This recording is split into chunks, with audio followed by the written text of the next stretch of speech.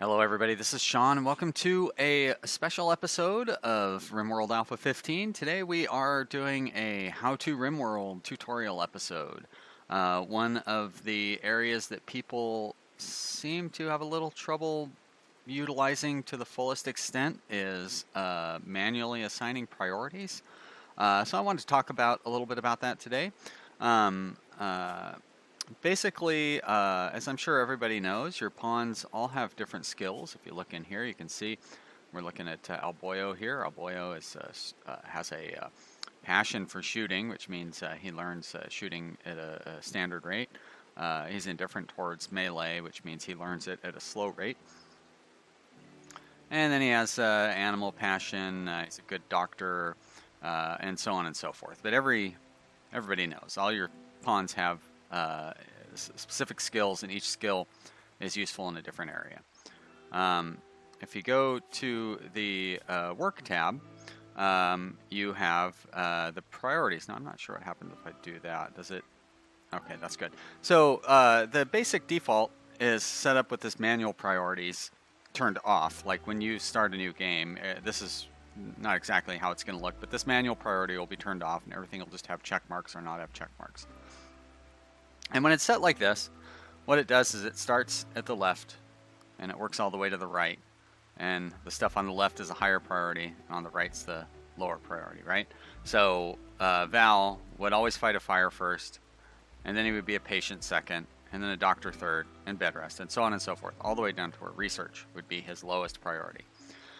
And this works okay, I guess, for the first couple of days or maybe the first week or something of your colony. It probably works really well at the lowest difficulty levels where it doesn't really matter who does what.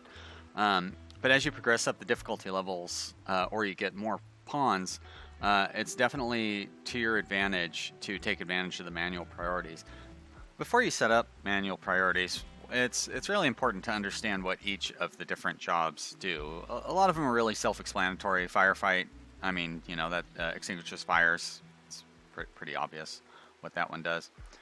Patient will decide whether your pawn goes to a hospital bed if they have a life-threatening health condition. Doctor is if they're going to do surgery or whatever. I mean, it kind of shows the details down in here. But some of them are a little confusing, like patient versus bed rest. Even though it has flavor text, it still doesn't quite seem to make sense. Patient means that they are bleeding or that they have a injury so serious that they could die from it. And so I don't think I have any. I don't think I have any examples of that. Oh, there we go. Val here is he has a gunshot to the head, which is bleeding. So he really ought to be going straight to a hospital bed. Unfortunately, I don't have a hospital bed set up. But if I did have a hospital bed set up, because he has the patient priority checked, he would go straight to the hospital bed rather than doing anything else. Although he might eat first. Sometimes they will eat or sleep ahead of going into the hospital bed, but that's not really so important.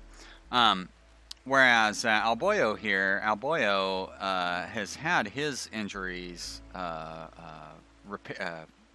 repaired, but bandaged up, and so he no longer would be in the patient category. Now he'd be in the bed rest category. He has not life-threatening medical problem. So he would, the bed rest priority would come into play there. In the current alpha, bed rest doesn't quite work the way you would expect because obviously it's a higher priority being over here to the left. So you would expect that they would, when you have bed rest set as a priority, that they would do that ahead of any of these other priorities. Unfortunately, at Alpha 15, whenever they're in work mode in their restriction here, so whenever they're in work mode, they'll actually do work ahead of bed rest. But from what I understand, that's going to be fixed. So just keep an eye on that. One sure way to make sure that a pawn gets the bed rest that they need, if you don't want them to do anything other than rest in bed, is you have a hospital bed set up. You right-click on the hospital bed. You click on Rest Until Healed, and that pawn will go immediately to that bed, and they'll basically stay there until all of their problems are gone. Now, I'm not certain, like my pawns have fibrous mechanites right now, which is a strange sort of positive disease. I'm not sure that they'll stay in bed until the fibrous mechanites are gone. But typically when they have like sleeping sickness or plague or infection, if you put them on rest until healed, they will stay in the hospital bed no matter what until they're healed up entirely, or until you tell them otherwise. So if I click on Alboyo, I guess I'm still clicked on Alboyo, and then tell him to do whatever, now he's going to go ahead and consume a simple meal. Or go ahead and go about his work and everything, because I've effectively canceled out that rest until healed task. By the way, you can. So if I have him set to rest until healed, and I want him to pop out and do something else, I just draft and undraft him. So you can do it down here. I use the R hotkey because that's a lot faster. And you can use that actually quite often if you have them assigned to a task and you want them to stop doing that task and start doing, whatever their actual priority task is. If you draft and undraft them, their priority will change. He went from refueling that campfire to consuming a simple meal because that's a higher priority for him. All right, so that's patient versus bed rest. Flick is pretty straightforward. Warden means they try to recruit prisoners. You want to have your high social skills going on this one. Handle is animal handling. Cook is your cook. Hunter. A lot of times I will just turn Hunter on and off depending on whether I need to hunt or not. And that way it's easier to kind of keep control of who's hunting and basically who stays close to your colony and who wanders away. Hunters will often go quite a ways away from your walls. Constructor and repair. Now, construction is building new things. Repair is repairing things, things that are broken down and things that are damaged. And then also turning off mechanoids. Grow and plant cut can be a little confusing as well. What grow does is it will plant seeds and harvest grown crops. So what that means is stuff that's within your growing zones. That is what falls underneath the grow category. And if you look at plant cut, that actually is for harvesting plants. Now, interestingly, it will harvest the plants that you've designated to harvest. You can see I have this corn set to harvest up here. That will fall underneath the plant cut category. But the main thing you're going to be using plant cut on is stuff like trees that are outside of a category. So I click on this tree, and it says ready to harvest, so I go to harvest it. Now this will be done by a pawn with the plant cut priority, as opposed to a pawn with the harvesting priority. It can be confusing. And so at the beginning of the game, I guess we're not going to find any examples, but at the beginning of the game, there's a lot of berries around, so you'll use that harvest assignment to tell them to start pulling berries, and that will fall under the plant cut priority. So I usually keep a lot of pawns on plant cut. Another area that I find confusing, I still find confusing, is smithing and crafting. It looks like they've actually increased the flavor text a little bit, so it will. It's a little easier to understand if you look at the flavor text. But basically, smithing is what they use for making weapons at the smithing table, doing builds at the machining table, which is like disassembling mechanoids and making armor and so forth, and then assemble components, which is done at the component bench. So those all fall underneath smithing. And then for crafting, that is for your crafting spots, which are like these little squares like right there, which is where you build joints and tribal ware, shivs, clubs, like the basic stuff. If you're starting on a tribal colony like this, you use those crafting spots. When I play a standard colony, I only use the crafting spots for making drugs. So it will do crafting. It'll do the crafting spot stuff, and then it'll produce drugs in your drug lab, which I think is separate from doing the builds of the crafting spot. And then it will use your stone cutting benches, like the stone cutting bench right there, and then it will smelt things that you're smelting. So like metal slag and so forth, it'll smelt down into steel. And then haul, clean, and research, those are pretty straightforward. So as I was saying earlier, it's going to be really difficult to get very far without using manual priorities. Your pawns will just act in a very inefficient manner. They're going to drive you crazy. But if you set manual priorities, you can get them to do what you want, kind of when you want them to do it. So I always set up these manual priorities from the very beginning, like before the pawns even crash land. But I definitely recommend you set them up before you get like a month or one season into the game, because there's so many benefits to having these manual priorities set up. But first, you need to understand how they work. So just like in the basic priorities, they start on the left and work to the right. But what it's going to do is it's going to start on the left and it's going to do all the ones before it does any of the twos. And then it'll do all the twos before it does any of the threes. Then it'll do all the threes before it does any of the fours. And then it'll go through and do all the fours. Now, I have mine set up in a what looks like a weird way, right? Like, why do I have all these ones here? And like, why is this 2? Why isn't it a 1, right? Because it's going to do all the ones, and then it's going to come back and it's going to do this 2. So this may as well be a 1 as far as it's concerned. But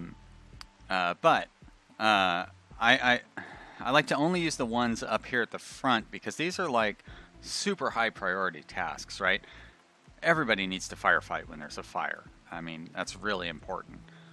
Everybody needs to go to the medical bed if they have a life-threatening injury. That's super important. And anybody who is a doctor, so this is really, we just had a big firefight, so that was set up for emergency purposes. Doctors should always doctor before they do anything else. I like my pawns to stay in bed when they're sick. Just increases their chances of living longer. Some people don't use the bed rest, but I always do.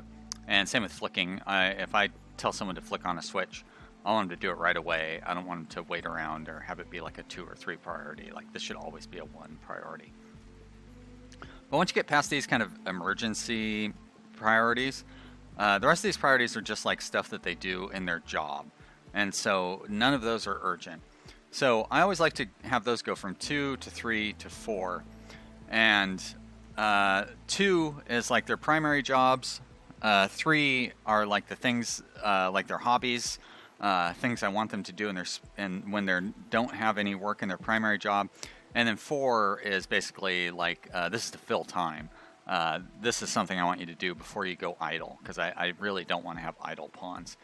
I try to save the 4 stuff for tasks where their skill doesn't come into play. Boy, this is not the best setup to show for an example. This is more accurate for what I would have on a normal setup. So like, I have mining set to 4 because the only downside to a level 1 pawn mining, or a level 2 pawn in this case, is that it takes forever. Like, it doesn't affect the outcome. They're still going to get however many pieces of steel or plasteel, or their odds of getting a stone chunk. They're all going to be the same. It's just going to take them much longer to mine at level 2 than it will take this guy at level 11 or 10 or whatever he's at. So for skilled things like cooking, you don't want to have low-level pawns cooking, because your pawns are going to get food poisoning. And when they butcher meat, they're going to get less meat out of it. The higher skill they are, the more return they're going to get on their work. Same with crafting. I guess with crafting, well, they're going to get lower quality items. But for some things like stone, they're going to be all right. So I usually have everybody set to at least a level 4 on crafting, even if they don't have any passion or skill for it.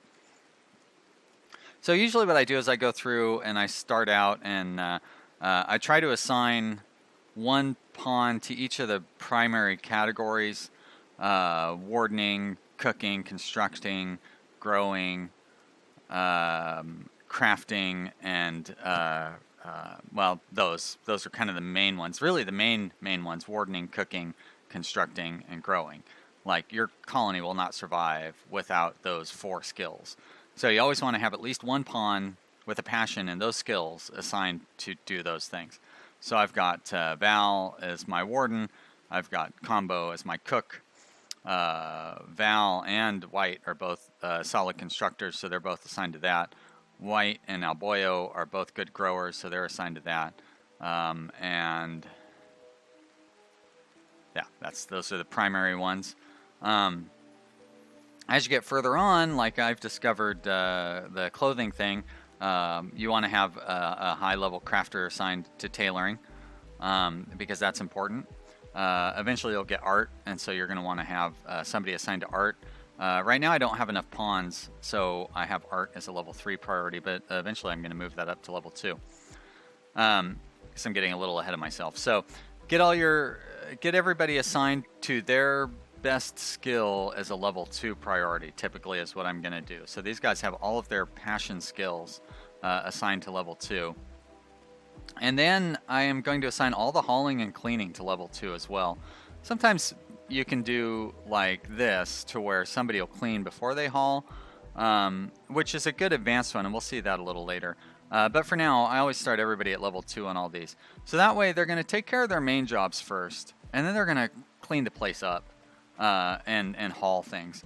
Now, hauling things really helps because that means that you're going to have the stuff that you need in your storage areas inside of your base instead of being scattered all around the map. That's usually, a lot of times you'll see pawns running back and forth, grabbing things far away. Hauling will get your things where you want them to be.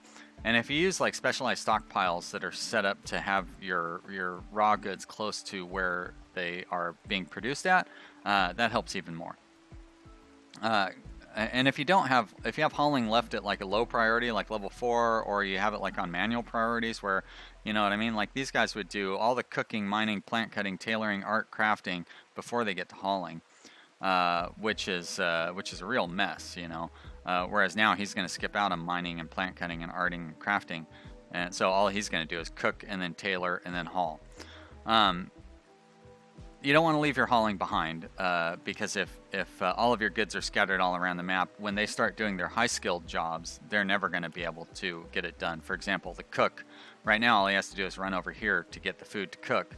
But if I didn't have hauling on, he would cook, and then he would come out here, grab some food. He would cook, he would come out here and grab some food. So you're saving a lot of steps when you do that. Tailoring, another example. If I didn't have him hauling all the cloth down to here, which actually I need a better stockpile for that cloth, or I need a door here, but that's not relevant. He would run all the way over here to grab the cloth, run all the way here to sew it, and then run all the way over here to grab the cloth and sew it and so forth. Whereas right now he can just come down here, grab the cloth, and it's much easier. What I should do is set up a stockpile like maybe right here where all the cloth is, so then he just has to go like this to get the cloth, so it's really close. So that's why hauling is always set to a high priority. And then cleaning, I always set cleaning to a high priority too, because your pawns get very upset if they are in an area where things aren't clean. If we move Alboyo here and leave him here for a moment, we're going to see... No, I guess not. But they will get a unpleasant environment malice, negative bonus if they have to stand near too much blood for too long. And same with dirt and everything. You're not really going to see the problems that come from not having a clean environment because I tend to keep a clean environment. So that can be huge. Like those negative bonuses can be like -5, -10, and when you're managing your pawn's mood, you know, -5 and -10, that's a big deal. So I usually have hauling and cleaning set to like a level 2. And then you go through and you do your level 3s. I like to keep plant cutting at a level 3 because, you know, I want, like if I designated this tree to be chopped down, I want that tree chopped down. I don't want people wasting their time doing other things that aren't important. On the other hand, I don't set it to a level 2 or a level 1 because I'd much rather have Combo cook. That's a very important task. And I would rather have him tailor because we need clothes. If I have a bill set up, that means we need clothes. And then hauling and cleaning always needs to be done. So catch up on your main tasks, but then plant cutting is pretty important too. So I'm not going to put it at level 4 like oh, when you have time for it task. This is something that still needs to be done. And then you got your level 4 tasks, mining. So he's going to go and do some mining when there's nothing else to do. Also when I have areas set up to be mined, which isn't really the case right now. So yeah. And one thing that's really handy is you can copy and paste these job assignments from one pawn to another. So I usually do this when I get a new pawn. They're going to have a bunch of 3s going across the board here.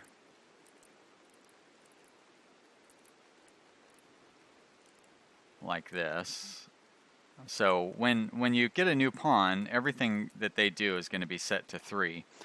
And, you know, that's no good because that may as well just be a bunch of check marks, right? Like that's the exact same thing if they're all just a bunch of 3s. So I want this pawn to be doing very specific tasks. So I'm going to copy the closest pawn to what I want this pawn to be doing. Like this pawn is growing. I see he's got a passion for growing and a passion for mining and a passion for handling and good crafts stuff. So it's like, oh, okay, well, who else does those things? Well, it looks like White has got high priority for growing and mining, and he's got crafting set up and handling set up. So you know what? Let's go ahead and copy White here, and we're going to paste that into here.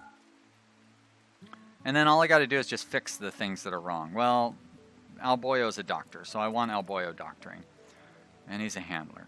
But you know what? Alboyo is worthless when it comes to constructing, so I really don't want him doing those things.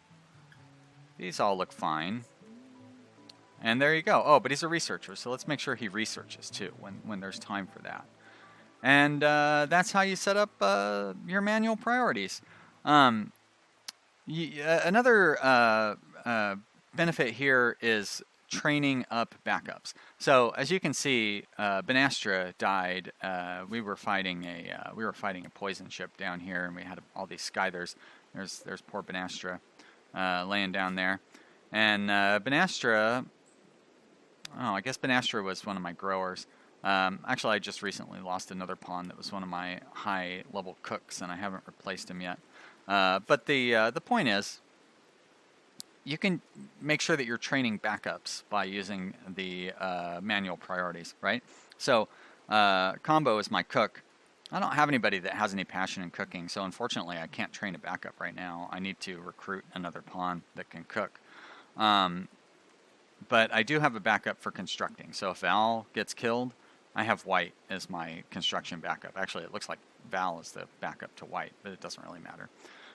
When Benastra was still alive, he was set to growing because I need more than 1 or 2 growers. I actually need 3 of them.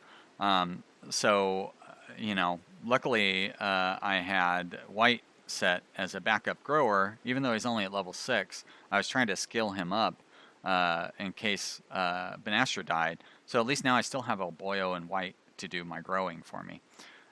Same with the crafting and research, and basically any skill that's important, you want to try to have backup set for something like that. So we are going to look at a more advanced colony here, and I can go into a little more detail there. Before we head over to the advanced colony, one thing I forgot to mention is the whole reason that I don't put any 1s over here, and I only do 2s, 3s, and 4s. And that is because you want to save your 1s in case there's an emergency.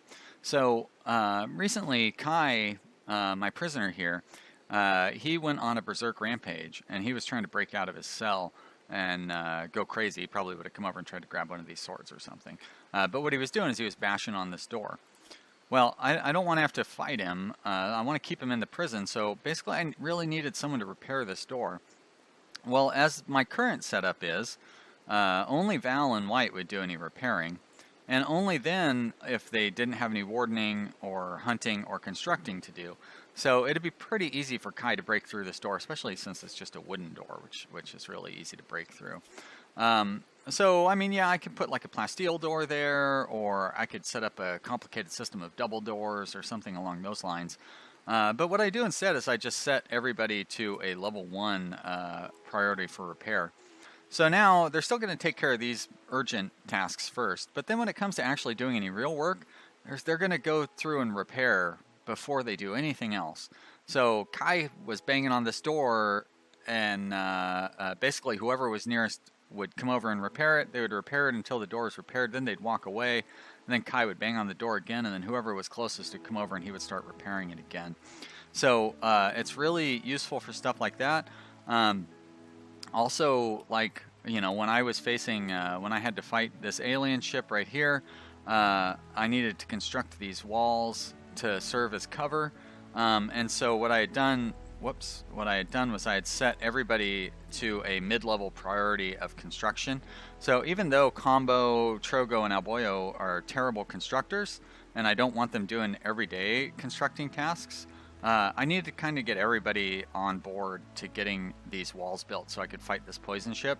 So I set everybody to construct. And sometimes I'll go through and I'll set everybody to level 1 constructing. That way they will drop what they're doing and come over and build these walls so we can, you know, for whatever purposes you need. Maybe you have a big raid coming and they're going to prepare a while before attacking, and you want to take a couple of minutes to set up some additional defenses or something. This is really handy for that. It's really important, though, that you remember to switch everything back. And I think earlier in this video you saw that I did that while you were watching. Because if you forget to switch everything, if I've left Combo at level 1 for constructing and repairing, I would never get any cooking done. So it's really important that you switch these back when you're done. Especially if you have it set to something like, if I'd set everybody to level 1 of growing, like that's a task that pretty much always needs to be done. So that would kill my ability to cook, and we would run into potential starvation problems. So real handy to do that. Occasionally, you know, say that there was a cold snap and I needed to harvest what crops that I have out here, I would set everybody to level 1 of plant cutting, because I would go through and manually tell them to harvest, and then I would set them to level 1 of haul, so they would cut all these plants as soon as possible, and then they would haul all of it inside right away so it wouldn't sit outside and rot or whatever. Although I guess in a cold snap it would freeze when I set it outside, so I wouldn't have to worry about that. But that is an important aspect of having the wardening to research be 2, 3, and 4 instead of 1 through 4. All right, now let's look in an advanced colony where I've got specialists and things set up a little more specific. All right, now we are looking at Fort Bishop, which is one of my older colonies. It's still Alpha 15, but it's a little older. And it was a very successful colony. I started out with a crash land scenario. We are 8 years in, almost 500 days. So obviously a lot of stuff is going on. But you can see I definitely have a lot of specialized pawns, and I have a lot of, I don't know why that's set to a 1, but a lot of variety going on in what they are prioritized with. So this looks like a lot of information. It seems really crazy, but the fact is that most of these guys were set up as they came in. And I do a little maintenance, you know, now and then as they come along. But most of the maintenance I do is cutting out unimportant tasks because I have other people that are so good at it. Like you can see that I've got these 3 very high skilled pawns set to do all the construction. Whereas, you know, I mean, like this guy's got a passion for it, but he's only level 5. So I'm letting him worry about hauling and cleaning. Like that's pretty much all he's good for. I could try to train him up in constructing, but why would I bother? Because I have these 3 really strong constructors, and I actually have some other potentially good constructors kind of waiting in the wings. So what I do with these guys, the potentially, basically my second level backup constructors, is I set them to do repair, and then they're the only ones that do repair, so that can build up their skills a little bit. Some of them I have hauling and cleaning. Like, I still have them as reasonably high priorities, but like with Nog here, he's going to do his main job, which is growing. He's going to do that first. Then he's going to clean. Then he's going to haul. And then he's going to do mining, plant cutting, and crafting, which are just kind of time killers for him. And same with Crand here. Crand will do any hunting that needs to be done, and then he'll do his constructing, which is his main job. Probably fills almost all of his time. Then he'll do some cleaning, and then he'll do some hauling, and then he'll do just a whatever kind of busy work. And same with Hornet, and so on and so forth down the list. And so by using the system, you end up with very high skilled pawns in their best strength. So we just looked at all my constructors. You can see all the cooks, you know, level 15, level 16, you know, so even even the low level cooks are higher than level 10. I have Barnes here set as a backup cook just in case. Probably could turn him off and it wouldn't hurt anything. Same with like these crafting skills. Really relevant to have high level crafters. And so like these guys don't really do much of anything else. This guy is set to cook. I could probably take Sophia off of cooking and have her focus on crafting. Same with Ryza. So this is what you want to see when you get later on into a colony. It's a lot of pawns with like 18, 19 skills with these nice golden squares. It's so valuable to use their time as efficiently as possible. Using basic priorities, it'd be impossible to have, because Gizmo would do all the mining and plant cutting before they even got to any of these tasks. Whereas, when you're training up a pawn for smithing, you're going to have them do crafting. That's how you train them up for smithing, because they all use the same skills. Anyways, I hope this tutorial was helpful.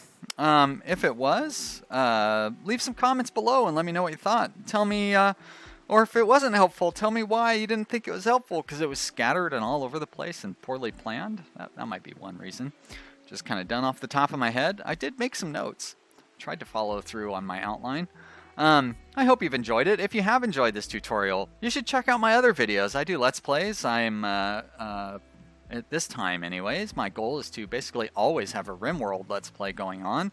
But I've also played other games. I played Civ 6. I did a Transport Fever Let's Play. I'm going to do a Planet Coaster Let's Play here shortly.